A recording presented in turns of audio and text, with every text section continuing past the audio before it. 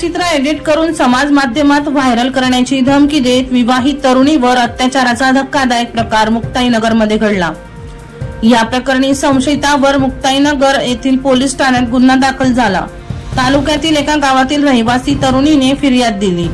त्यानुसार आसिफ मुश्ताक खाटिक हा समोरील घरात वास्तव्यास असलेल्या तरुणीच्या नंदेला बहीण मानत होता। यामुळे त्यांच्या घरात आसिफचे येणे जाणे होते।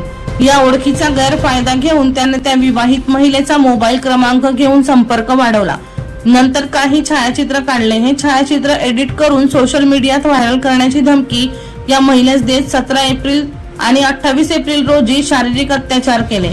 यानंतर त्याने पुन्हा या महिलेस धमकी दिली। 3 मे 2024 रोजी पहाटे 3 वाजेच्या सुमारास आसिफने पीडित महिलेच्या घरी जाऊन बळजबरी करण्याचा प्रयत्न केला। यावेळी विवाहितेचे कुटुंबीय जागे झाल्याने त्याने पलायन केले। मुक्ताईनगर पोलिसात गुन्हा दाखल करण्यात आला आहे।